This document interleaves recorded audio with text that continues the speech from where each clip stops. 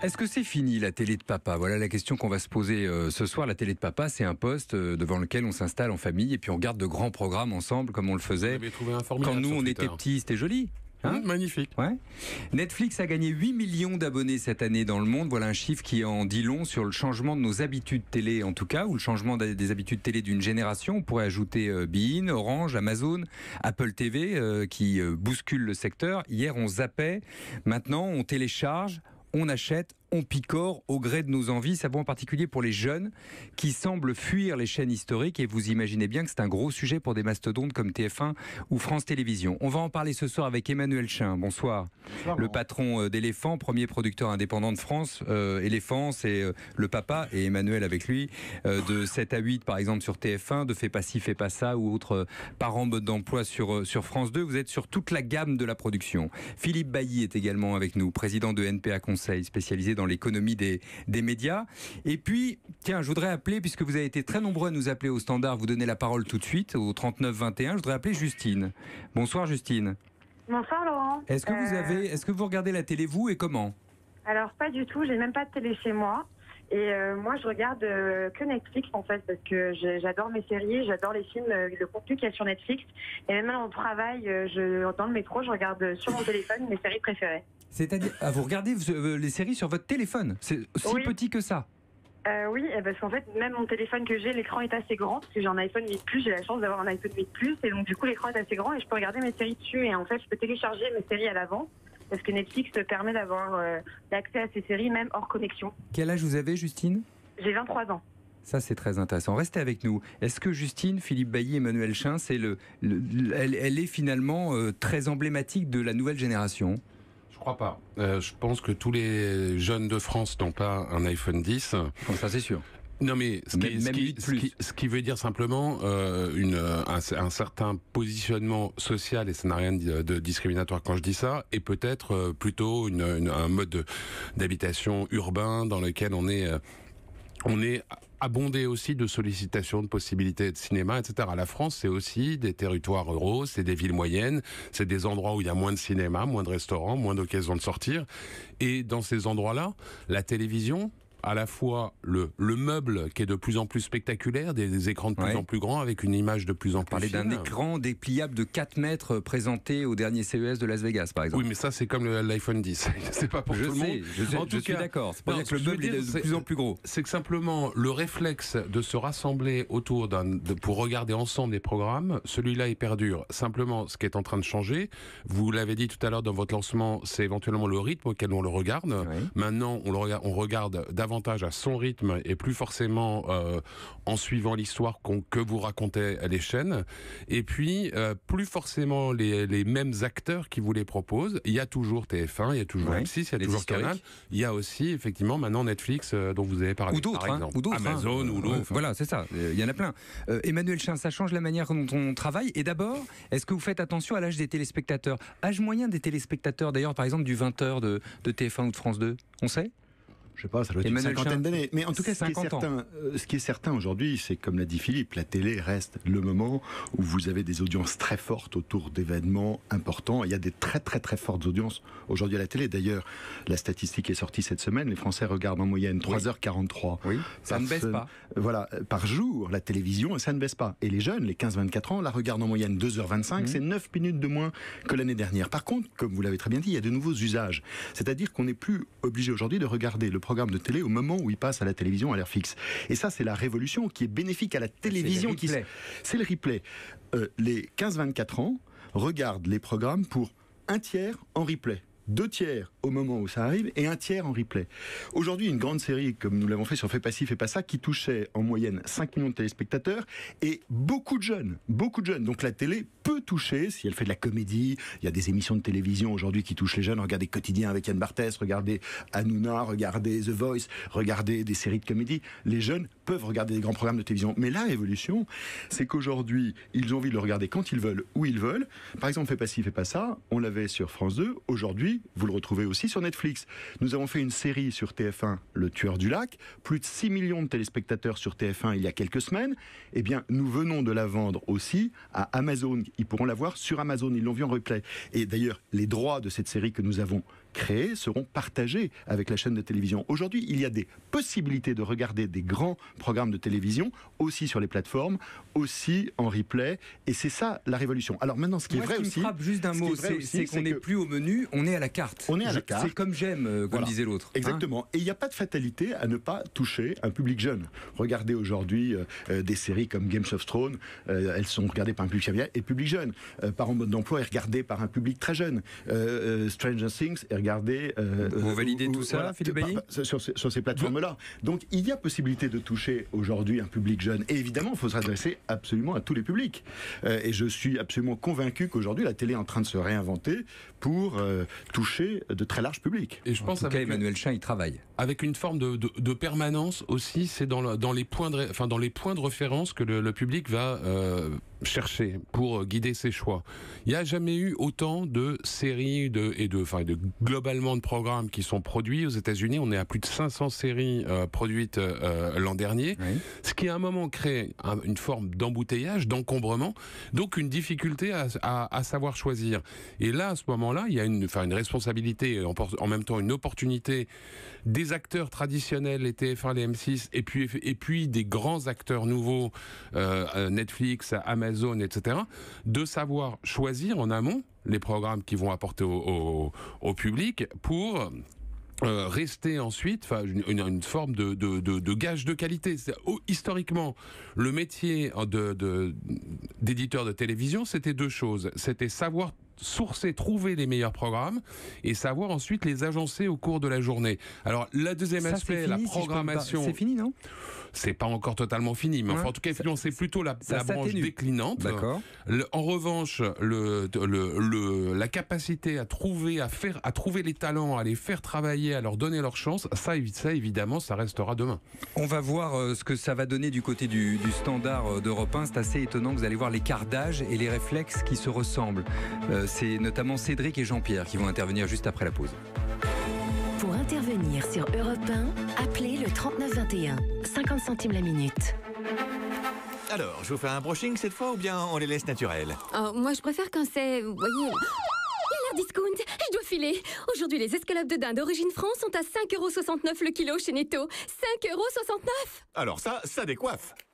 Netto, le discounter qui fait la différence. Barquette d'1,5 kg environ. Salut, moi c'est Alain. À l'internet, j'aime surfer sur la toile. Je poste, je like, je commente, je partage. Et comme j'ai une connexion, mais alors vraiment très forte avec ma voiture, ce que je tenais à partager avec vous, c'est qu'en ce moment, si vous prenez rendez-vous en ligne sur citroën.fr pour une révision, vous profitez de 20 € de réduction. Et là, moi, à l'internet, je dis, c'est clair, c'est net, le réseau, il assure. Merci Citroën. Les services Citroën vous simplifient la vie. Citroën.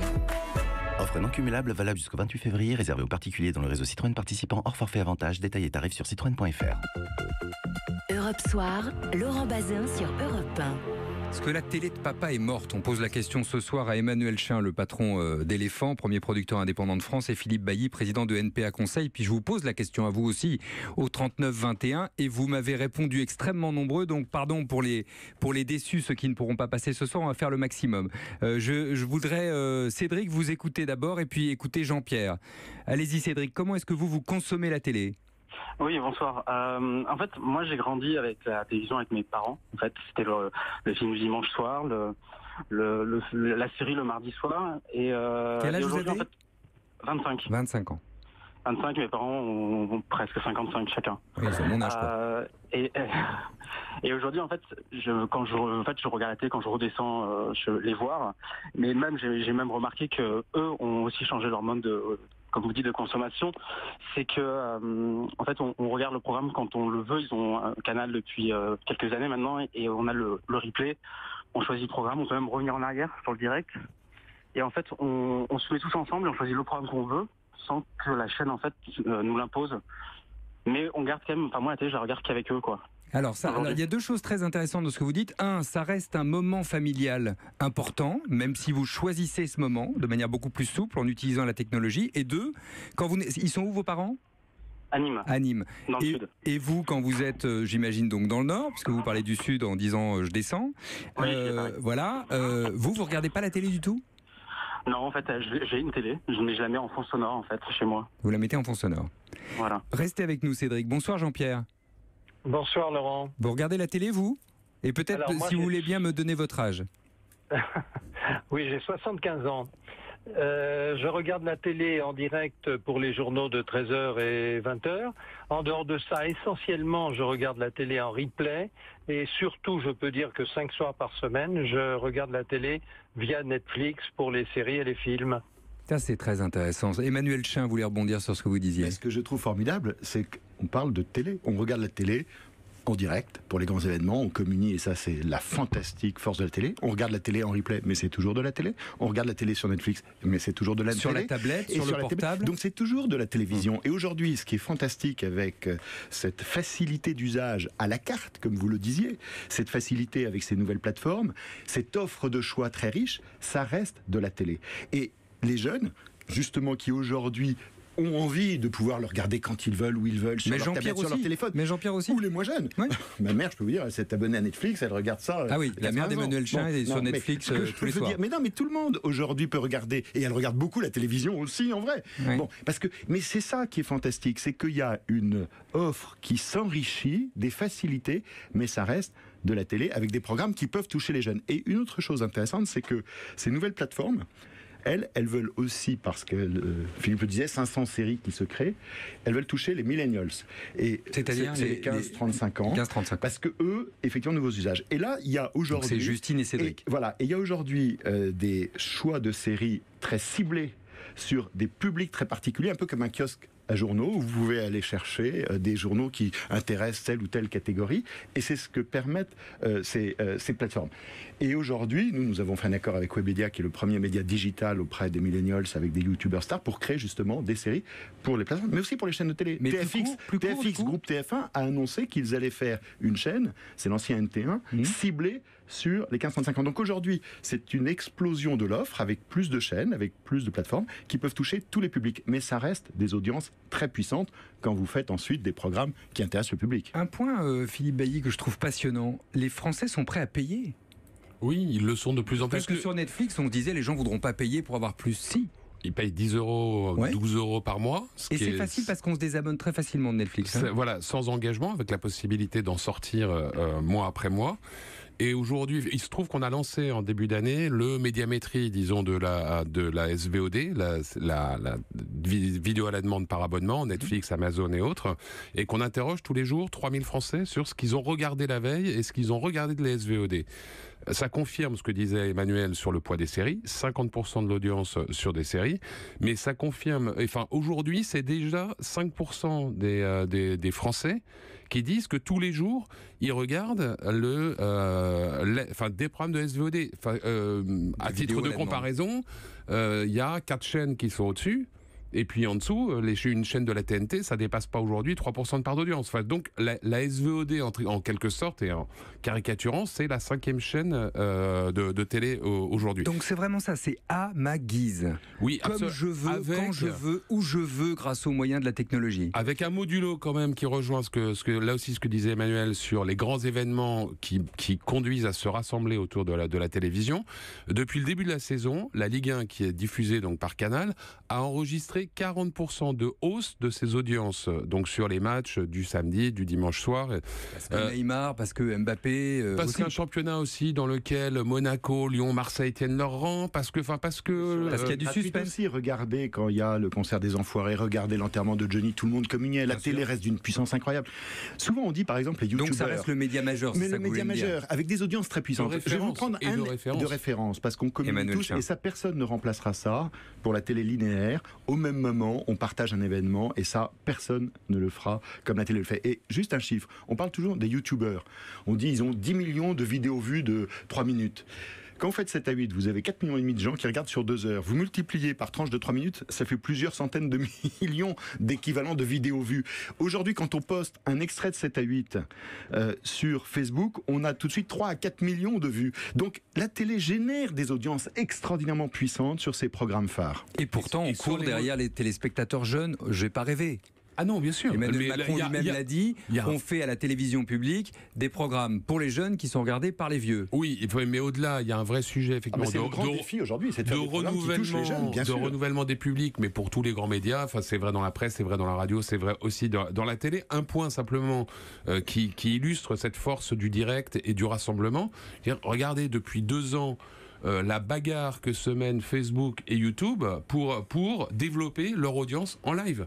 Donc voilà, il y a bien une magie du direct, il y a bien un moment, quelque chose qui se passe quand on rassemble des gens autour d'un écran. Et là, effectivement, pour rejoindre ce que disait Emmanuel, quand Facebook compte plutôt aujourd'hui en dizaines, centaines de milliers d'auditeurs sur les très gros lives, la télé, c'est tous les soirs 20 millions de personnes entre 20h30 les visiteurs, et 22h30. vous pouvez le regarder sur une plateforme, mais le jour où ça passe sur TF1, vous serez des millions à le regarder. Et vous n'avez pas forcément... Vous voyez ce que je veux dire? Donc absolument. Ça continue à rester un moment fédérateur, agrégeur d'audience. Merci à Justine, merci à Jean-Pierre, merci à Cédric de nous avoir appelés au 3921. Merci également à Cécile Durigny dans le 71 qui nous signale que son fils de 18 ans avait une télé dans sa chambre et qu'il a enlevé. Mais il a un ordinateur sur lequel il regarde les émissions en replay. Voilà qui clôt notre discussion. Merci Emmanuel Chin d'avoir été avec nous ce soir. Merci également à Philippe Bailly. Et je vous souhaite le meilleur pour demain, car demain, je crois que vous avez un heureux événement. Hein, c'est ça. Si je ne m'abuse.